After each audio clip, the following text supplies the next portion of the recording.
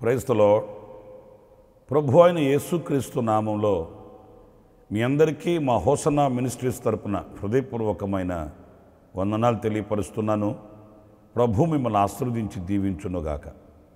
ఈ అనుదిన కృప అనే పరిచర్యల ద్వారా ఆధ్యాత్మికమైన బలాన్ని పొందుకుంటూ విశ్వాసపు యాత్రలో ముందుకి కొనసాగుతున్న మీకు నా దేవుని యొక్క కటాక్షం, ఆయన వాత్సల్యత మీకు తోడై ఉండుగాక. ఈ పూట పరిశుద్ధ గ్రంథంలో నుంచి 144వ కీర్తన 2వ చరణాన్ని నేను చదువుతున్నాను, జాగ్రత్తగా ఆలకించండి. ఆయన నాకు కృపానిధి, నా కోట, నా దుర్గము, నన్ను తప్పించువాడు. ప్రియులారా, చూడండి, ఈ వాక్య భాగంలో ఈ కీర్తనకారుడు దేవునిని ఏ స్థానమందు ఉంచి ఉన్నాడు, ఆ దేవుని మీద ఎలాంటి అవగాహన కలిగి ఉన్నాడు అనేది ఈ వాక్యంలో మనకు స్పష్టమవుతుంది. ప్రత్యేకంగా మనం గమనిస్తే ఆయన నన్ను తప్పించువాడు అనే మాట ఈ పూట మన ధ్యానాంశంగా తీసుకుంటే, తప్పించేవాడు అన్నప్పుడు ఇక్కడ 2 విషయాలను మనం గమనించాలి. ఒక వ్యక్తిని మరొక వ్యక్తి అపాయంలో నుంచి తప్పించాడు అని అంటే, ఈ తప్పించిన వ్యక్తి ఆ అపాయాన్ని గుర్తించగలిగిన వాడై ఉండాలి. అప్పుడే ఎదుటివాడు అపాయములో పడకుండా ఇతను రక్షించగలుగుతాడు, తప్పించగలుగుతాడు. ఒకవేళ నడిపించబడుతున్న వ్యక్తి ఆ అపాయాన్ని గుర్తించకపోవచ్చు. ఎదుట ఉన్న వ్యక్తి దానిని గుర్తించి గమనించినప్పుడు అపాయములో పడిపోకుండా, లేక అతనికి కీడు కలగకుండా ఈ వ్యక్తి తప్పించగలుగుతాడు. అంటే మన దేవుడు మనకంటే ముందుగా మన క్షేమాన్ని ఎరిగినవాడు. మనం దీవెనకరంగా, ఆశీర్వాదకరంగా, క్షేమకరంగా బ్రతకాలని ఉద్దేశించిన గొప్ప దేవుడు ఆయన. గతంలో మనం ధ్యానించినట్లుగానే ఆయన కునుక్కుపాటు అయినను లేకుండా ఆయన కాపాడుతున్నాడు, మనల్ని భద్రపరుస్తున్నాడు, దీవిస్తున్నాడు. ఆ దేవుడే ఈ వాక్యంలో మనకు ఎలా ప్రత్యక్షమవుతున్నాడంటే, తప్పించువాడుగా మనకు ప్రత్యక్షమవుతున్నాడు. ఎందుకంటే ఆయన అన్ని ఎరిగినవాడు గనుక, సమస్తం తెలిసినవాడు గనుక, ఆయనకు మరుగైనది ఏది కూడా లేదు గనుక. మీరు ఉదాహరణకు చూడండి, పేతురుకి ఒక శోధన కలగక మునిపే పేతురుతో చెప్పాడు, పేతురు, సాతాను నిన్ను జల్లించడానికి వస్తున్నాడు, వాడు నిన్ను జల్లెడలో జల్లిస్తాడు, నువ్వు జాగ్రత్తగా ఉండు, నీ కొరకు నేను తండ్రిని వేడుకుంటున్నాను, ప్రార్థిస్తున్నాను అని ధైర్యపరిచాడు. పేతురుకు తెలియకపోవచ్చు, నేను క్షేమముగానే ఉన్నాను, భక్తిగానే ఉన్నాను, ఆశీర్వాదకరంగానే ఉన్నాను అని పేతురు అనుకుంటున్నాడు. కానీ ప్రభు అన్నాడు, నీకు ఒక అపాయకమైనటువంటి కాలం వస్తుంది, నీకు ఒక శోధన కాలం వస్తుంది, జాగ్రత్తగా ఉండమన్నాడు. అదేవిధంగా తన శిష్యులను ఆయన ఒలీవల తోటకు తీసుకుని వెళ్ళి, అక్కడ కూడా ఒక రాయి వేస్తే ఎంత దూరం వెళుతుందో అంత దూరానికి వెళ్ళి ఆయన ప్రార్థన చేసేటప్పుడు తన శిష్యులతో చెప్పిన మాట, మీరు శోధనలలోనికి ప్రవేశించుకున్నట్లు మెలకువ కలిగి ప్రార్థన చేయండి. అంటే ఒక శోధన కాలం వస్తుంది, అది శిష్యులకు తెలియకపోవచ్చు, ఆయనకి తెలుసు గనుక ముందుగానే జాగ్రత్త చెప్పాడు. అంటే ఆయన సమస్తము ఎరిగినవాడు గనుక ఆయన మనల్ని తప్పించు దేవుడు. రెండవది, తప్పించువానికి బలం ఉండాలి. ఇప్పుడు నాకంటే బలహీనుడు నన్ను ఎలా తప్పిస్తాడు, నాకంటే శక్తిహీనుడు నన్ను ఎలా తప్పిస్తాడు? నన్ను తప్పించే శక్తి నాకంటే బలవంతునికి ఉంటుంది. ఈ ప్రపంచంలో ఎవరైనప్పటికీ కూడా ప్రతి నరుని తప్పించగలిగిన శక్తి దేవునికి ఉంది. ఆ దేవుడు ఎవరినైనా ఆయన తప్పించగలుగుతాడు, రక్షించగలుగుతాడు అనేది మనం గమనించినప్పుడు ఆయన బలశూరుడు, ఆయన బలశాలి అని ఆయన మనం స్తుతించవలసి వస్తుంది. ఆయన ముందు పరిస్థితిని ఎరిగినవాడు, ఆయన బలవంతుడైన దేవుడు గనుక ఆయన తప్పిస్తాడు అనేది ఈ వాక్యంలో మనకు స్పష్టమవుతుంది. ఎందుకు మనం ఆయన్ని వేడుకోవాలంటే ఆయన బలవంతుడు గనుక. ఎందుకు ఆయనకి ప్రార్థన చేయాలంటే ఆయన అన్ని ఎరిగినవాడు గనుక. ఆయన సన్నిధిలో మనం మొరపెట్టి మనం ఆయన సహాయాన్ని వేడుకోవాలి. ఆయన సహాయము చేత మనం ముందుకి కొనసాగించబడాలి. ప్రియులారా, అయితే ఒక 2-3 మాటలు ఇందులో మనం ధ్యానించవలసిన విషయం ఏంటంటే, ఎలాంటి పరిస్థితులలో నుంచి ఆయన మనల్ని తప్పిస్తాడు, వేటిలో నుంచి ఆయన మనల్ని తప్పిస్తాడు అన్నప్పుడు వాక్యములో మనకు కొన్ని ఆధారాలు కనిపిస్తాయి. చక్కటి విషయాలండి. ఆ మాటలు కూడా మీరు చూడండి. 116వ కీర్తన 8వ చరణాన్ని చూసినప్పుడు అక్కడ వ్రాయబడిన మాటలు ఏంటంటే, మరణము నుండి నా ప్రాణమును, కన్నీళ్లు విడవకుండా నా కనులను, జారిపడకుండా నా పాదములను నీవు తప్పించి ఉన్నావు. ప్రియులారా, చూడండి ఎంత శ్రేష్టమైన అమూల్యమైన మాటలు చూడండి. ఇవి మానవులకి ఎవరికి సాధ్యమయ్యేవి కావండి, సాధ్యమయ్యేవి కావు. మరణము నుండి నా ప్రాణమును. ప్రియులారా, మరణము నుండి మన ప్రాణాన్ని ఎవరు తప్పిస్తారు? ఎవరు తప్పిస్తారండి? మరణం మీద అధికారం ఎవరికి ఉంది? మరణంను ఏలుబడి చేసే ఆ శక్తి ఎవరికి ఉంది? ఎవరికి లేదు, ఒక దేవునికి తప్ప. ఎందుకంటే ఆయన మరణభూములను విరిచినవాడు, ఆయన సజీవుడైన దేవుడు, జీవాధిపతి, జీవానికి అధిపతి. ఆయనకి తప్ప మరెవ్వరికి ఆ అధికారం లేదు. మరణము తప్పించుట యెహోవా వశము అని వాక్యం చెప్తుంది. అన్నప్పుడు ఇక్కడ మనం గమనించాల్సింది, ఆయన మరణము నుండి మన ప్రాణాన్ని తప్పిస్తాడు. మరణము అనేది ఒక శాసనం, అది విధింపబడిన ఒక విధి. ఆ విధి నుంచి, ఆ శాసనము నుంచి ఆయన మనల్ని తప్పించుట కొరకే సిలువలో ఆ మరణ శాసనాన్ని మేకులతో ఆయన దిగగొట్టాడు. మరణం అనేది ఒక మృతతుల్యమైనది, నిర్జీవమైనది. ఆ నిర్జీవమైన పరిస్థితిని, ఆ మృతతుల్యమైన అనుభవాల్ని ఆయన సిలువలో మేకులతో దిగగొట్టాడు. ఇప్పుడు మనలో జీవము కలిగిన క్రియలు ప్రారంభమయ్యాయి. మరణం తప్పించుట అంటే ఏదో ఇక మనం చనిపోకుండా ఈ లోకంలోనే అట్లాగే ఉండిపోతామట అని కాదు. మరణం తప్పించుట, మరణపు క్రియలేంటి? చనిపోయిన వాడు లేచి నడుస్తాడా? చనిపోయిన వాడు లేచి ప్రార్థిస్తాడా? చనిపోయిన వాడు లేచి స్తుతిస్తాడా? చనిపోయిన వాడు సత్క్రియలని ఆసక్తి కలిగి చేయగలుగుతాడా? చనిపోయిన నిర్జీవమైన వ్యక్తి లేచి దేవుని సన్నిధికి పరుగున వెళ్ళగలుగుతాడా? నిజ దేవుని చూడగలుగుతాడా? సజీవుడైన దేవునికి కృతజ్ఞత కలిగి బ్రతకగలుగుతాడా? ఇవన్నీ ఆలోచించాలి. ఇవన్నీ యేసుక్రీస్తు మనలో ఆయన సిలువలో మరణించి పునరుద్ధానుడై లేచుట వలన మనలో ప్రారంభమయ్యాయి. ఆయన సజీవుడయ్యాడు, మనం సజీవులమయ్యాము. మన మరణాన్ని ఆయన సమాధి చేశాడు. అంటే మన నిర్జీవమైన క్రియలన్నింటినీ ఆయన సమాధి చేశాడు. మన మృతతుల్యమైన అనుభవాలన్నింటినీ కూడా ఎఫెసీ పత్రికలో 2వ అధ్యాయంలో పరిశుద్ధుడైన పౌలు చెప్పాడు, మీ అపరాధముల చేతను మీ పాపముల చేతను మీరు సచ్చిన వారై ఉండగా అని వ్రాశాడు. ఈ అపరాధములు, ఈ పాపములు మనల్ని నిర్జీవము కలిగిన వారుగా చేసేసాయి, మృతతుల్యమైన వారుగా చేసేసాయి. నోరుంది కానీ నోరు సజీవమైన వాటిని పలకట్లేదు.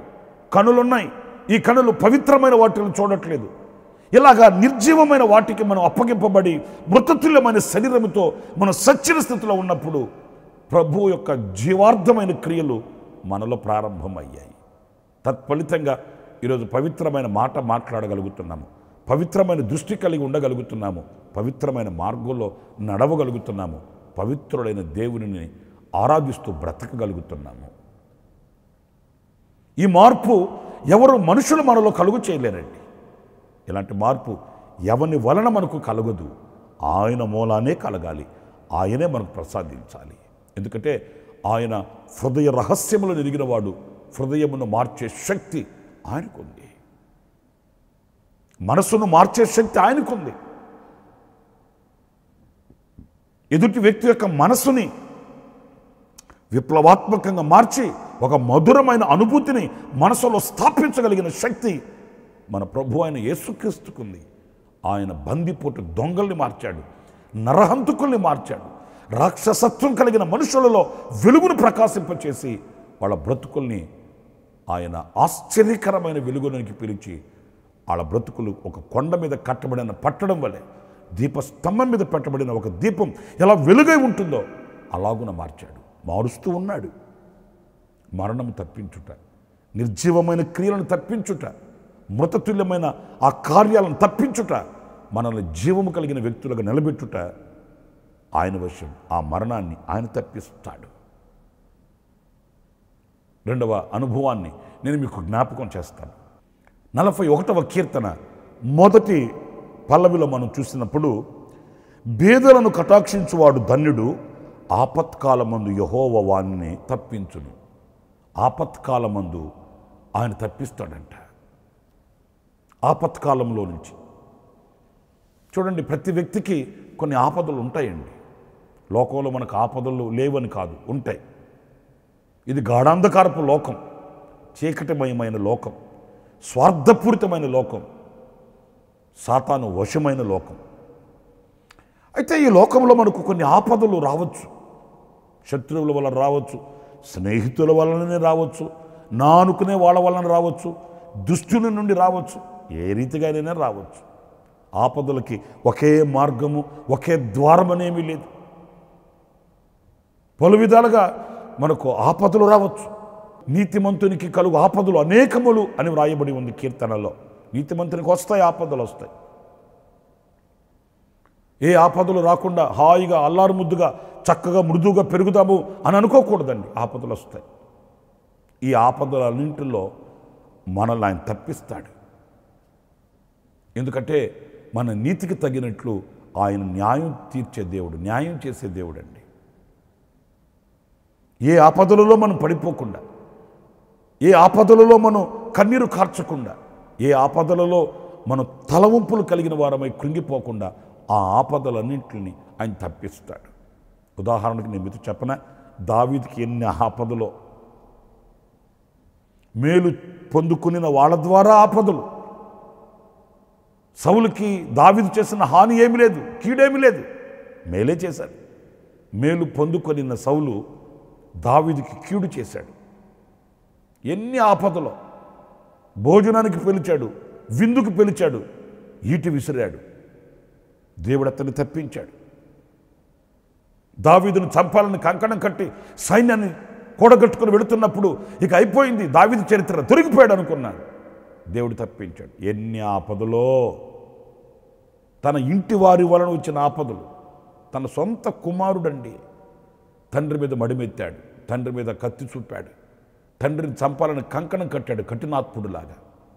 నా ప్రియమైన సహోదరులారా, అతనికి కలిగిన ఆపదలన్నింటిలో నుండి ఎవరు అతన్ని తప్పించిందంటే కేవలం దేవుడు మాత్రమేనండి.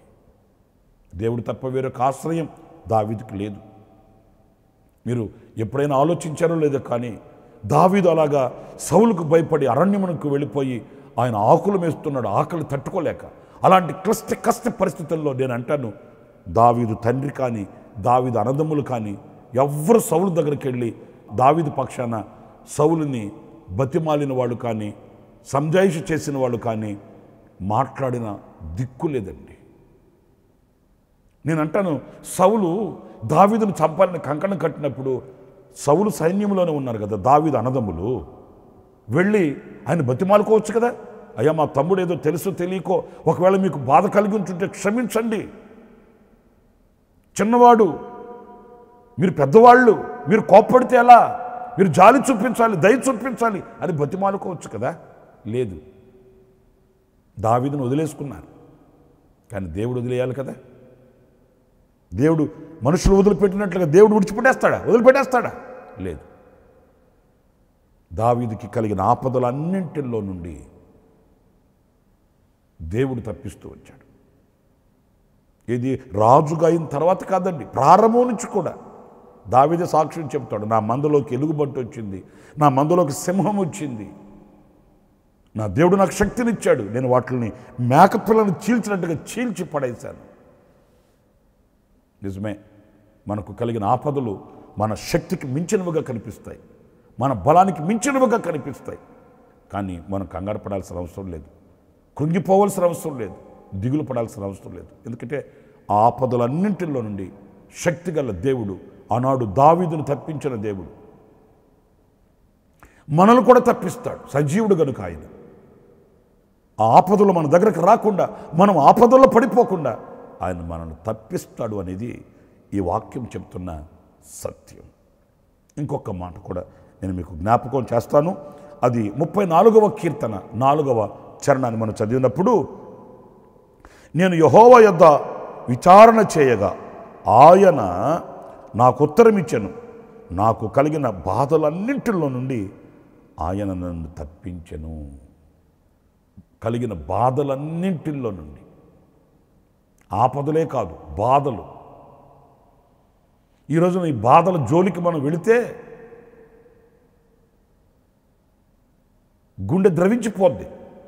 ఎందుకంటే ఎన్నో బాధలు, పిల్లల వలన, ఉద్యోగాల వలన, వ్యాపారాల వలన, చేతి పనుల వలన, ఆధ్యాత్మికమైనటువంటి అనుభవాలలో, ఇవన్నీ కూడా మనల్ని ఒక మేఘము వలె ఆవరించి ఉన్న అనుభవాలండి. బాధలు లేని మనిషి భూతల మీద ఎవడన్నా ఉన్నాడా అంటే ఎవడు లేడు. ఎవడికి దగ్గ బాధలు ఆడుకున్నాయి. ఒక చిన్న పాప స్కూల్కి వెళ్తుందంట, బస్టాండ్ దగ్గర ఏసన్న గారికి కనిపించిందంట. అప్పుడు ఏసన్న గారే పలకరించారంట ఆ పాపని. చిన్న పాప స్కూల్కి వెళ్తుంది, బ్యాగ్ తగిలించుకొని. పాప బాగున్నావమ్మా అన్నాడంట. ఆ చిన్న పాప అనిందట, బాగానే ఉన్నాను కానీ బాధలు తప్పలేదండి అనిందంట. ఏసన్న గారు కంగు తిన్నాడు. నీకేం బాధలు తల్లి, శుభ్రంగా తల్లిదండ్రులు ఉండి పెడుతుంటే తిని బ్యాగ్ తగిలించుకొని స్కూల్కి వెళ్తున్నావు, శుభ్రంగా చదువుకొని ఇంటికి వచ్చేదానికి నీకేం బాధలమ్మా అంటే ఆ పాప అనిందంట, ఎవరికి తగ్గ బాధలు వాళ్ళకున్నాయిలేండి అనిందంట. నిజమే, ఎవరికి తగ్గ బాధలు వాళ్ళకున్నాయి. కానీ ఆ బాధలన్నింటిలో నుంచి తప్పించే శక్తి గల దేవుడు ఒకే ఒక్కడు, ఆయనే మన ప్రభు అయిన యేసుక్రీస్తు. ఆయన బాధపడు వారి బాధను చూచి వాళ్ళని తృణీకరించేవాడు కాదంట. బాధపడే వాళ్ళ బాధను చూసి ఆయన ముఖం చాటేసుకునేవాడు కాదట. మీరు లేఖనాలు చదివి చూడండి. ఆ త్రవ ప్రక్కన పడి ఉన్న వారిని ఆయన దాటుకుని వెళ్ళాడా? శాంసన్ మొరపెట్టినప్పుడు ఆయన ముఖం చాటేసుకున్నాడా? మనసే ప్రార్థించినప్పుడు ఆయన ముఖం చాటేసుకున్నాడా? లేదు. వాళ్ళ కన్నీళ్ళల్లో, వాళ్ళ బాధల్లో ఉండి మొరపెట్టినప్పుడు వాళ్ళకి ఆయన ఉత్తరం ఇచ్చాడు, వాళ్ళకి జవాబిచ్చాడు, వాళ్ళకి సమాధానం ఇచ్చాడు, వాళ్ళని రక్షించాడు. ఆ బాధలన్నింటిలో నుండి వాళ్ళని తప్పించాడు. ఆయన గొప్ప దేవుడు అండి మన దేవుడు. అలాంటి దేవునిని మనం కలిగి ఉండడం మన భాగ్యంగా ఎంచుకోవాలి. ఆ తండ్రికి శిరస్సు వంచి ప్రతిదినం ఆయన పాదాలు పట్టుకొని ముద్దు పెట్టుకోవాలి. ఆయన పాదాల దగ్గర శిరస్సు వంచి నమస్కరించాలి. ఎందుకంటే ఈ రోజున విన్నట్టు ఉన్న ఈ ఆపదలు, ఈ బాధలన్నింటిలో నుండి, ఎన్ని బాధలో కొంతమంది మాటలతో బాధపరుస్తారు. ఒక్కొక్కరు మాట మాట్లాడారంటే ఆ మాటని మన గుండెల్లో మనం తలపోసుకున్నప్పుడల్లా వేదన కలుగుతుంది. ఒక్కొక్కరు వాళ్ళ యొక్క స్వార్థానికి మనల్ని వేధిస్తారు, బాధిస్తారు.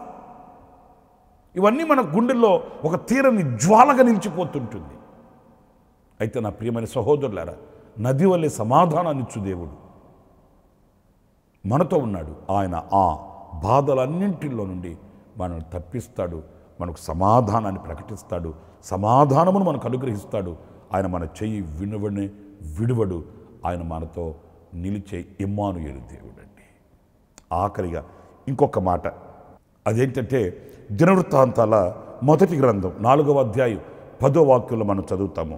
యెబెజు ఇశ్రాయేలీయుల దేవుని గురించి మొరపెట్టి, నీవు నన్ను నిశ్చయముగా ఆశీర్వదించి నా సరిహద్దులను విశాలపరిచి నీ చెయ్యి నాకు తోడుగా ఉండ దయచేసి నాకు కీడు రాకుండా దానిలో నుండి నన్ను తప్పింపుము. కీడు రాకుండా. ఈ కీడు అనేది బహుభయంకరమైనదండి. ఇది తరతరాలుగా వెంబడిస్తుంటుంది. కీడు. కొంతమంది చెప్తుంటారు, అరే మీ మీద ఉన్న కీడు పోవాలంటే అలా చేయండి, ఎలా చేయండి అంటుంటారు. ఏది చేస్తే, ఏమో చేస్తే తొలగేవి కావవి. పవిత్రమైన, పరిశుద్ధమైన రక్తం కార్చిన యేసుక్రీస్తు రక్తము వలన ఈ కీడు తొలగాలి, ఈ దోషం తొలగాలి. అందుకే యెబ్బేజు ఇశ్రాయేలు దేవుని దగ్గరికి వెళ్ళి మొరపెట్టాడు, నాయన నా తల్లి చనిపోతూ వేదన పుత్రుడు అని నాకు నామకరణం చేసింది, నేను వేదన కలిగించేవాడిని అయిపోయాను, వేదన పుత్రుడు అయిపోయాను. ఈ కీడు నా తల్లి దగ్గర నుంచి నాలో ప్రవేశించింది. కన్న తల్లే నిందించి, కన్న తల్లే నన్ను అలాగ ముద్రించి వెళ్ళిపోతే ఎవరు చేరదీస్తారు? ఇక ఈ కీడు నువ్వు తప్పించాలి ప్రభువా అని యెబ్బేజు ప్రార్థన చేస్తే దేవుడు అలాగే అతను కీడు తప్పించాడు. తన సహోదరులందరికంటే అతన్ని ఘనునిగా చేశాడు, ఘనమైన వానిగా చేశాడు. నా ప్రియమైన సహోదరులారా, ఆయన తప్పించే దేవుడు. మరణం నుండి తప్పిస్తాడు, ఆపదల నుండి తప్పిస్తాడు, భయములన్నింటిలోంచి తప్పిస్తాడు, కీడు నుండి తప్పిస్తాడు. ఆ తప్పించు దేవుడు మనకు తోడై ఉంటాడు. అందుకే ఆయనకి మంచి నామకరణం తప్పించు దేవుడు. నా ప్రియమైన సహోదరులారా, మన శక్తి దేనికి పనికిరాదు. మనం దేవునికి అప్పగించుకొని, నాయనా నీవు నన్ను తప్పించు, నా భయాలన్నింటిలోంచి తప్పించు, కీడు నుంచి తప్పించు, ఆపదలలో నుంచి తప్పించు, మరణం నుంచి నన్ను తప్పించు, నాలో జీవార్థమైన క్రియలు ప్రారంభించు అని మనం ఆయనకు అప్పగించుకుంటే ఆయన మన చేతిని పట్టుకొని తప్పించి నడిపిస్తాడు, గమ్యం చేర్పిస్తాడు. అలాంటి దేవుని కృప మీకు తోడై ఉండుగాక. తలలు వంచండి, ప్రార్థన చేసుకుందాం. కృపా సత్య సంపూర్ణుడా, జీవాధిపతిని ప్రభువా మీకు వందనాలు నాయన. మీరు ఈవేళ తప్పించు దేవునిగా మీరు మాకు ప్రత్యక్షమయ్యారు. అవును, మీరు తప్పించకపోతే మేము తప్పించబడలేము, మీరు కాపాడకపోతే మేము కాపాడబడలేము. మీరు సర్వశక్తి కలిగిన దేవుడవి, సమస్తము ముందుగానే ఎరిగిన దేవుడవు. మమ్మల్ని మీకు ఆపాదమస్తకం అంకితం చేసుకుంటున్నాము నైనా. మీరు మమ్మల్ని ఏలుకొని, మీరు మాకు మహారాజువై నిలిచి, మమ్మల్ని పాలించి, మమ్మల్ని నడిపించి, నాయనా మీ చిత్తం మాలో నెరవేర్చి మహిమ తెచ్చుకున్నామని మమ్మల్ని ఒక్కొక్కరిని మీ చేతులకు అప్పగించుకుంటూ, ఈ మాటలు వింటూ ఎవరైతే ప్రార్థించుకుంటున్నారో, ఎవరైతే కన్నీళ్లు కారుస్తున్నారో వారి మొర మీరు ఆలకించండి, వారి ఇబ్బందులలో నుంచి తప్పించండి, వారికి స్వస్థత కలుగు చేయండి, వారిని ఘనపరచండి. యెబ్బేజును దీవించినట్లుగా మీ బిడ్డలను మీరు దీవించి ఆశీర్వదించమని ఈ మాటలు వింటున్న నీ బిడ్డలు మీ చేతులకు సమర్పిస్తూ యేసు నామములో ప్రార్థించి వేడుకొనుచున్నాను తండ్రి. Amen, amen, amen. ప్రభు మిమ్మల్ని దీవించి ఆశీర్వదించుగాక. ఈ దినమంతా విశేషమైన కృప నా దేవుడు మీకు సమృద్ధిగా అనుగ్రహించుగాక. ఆమెన్.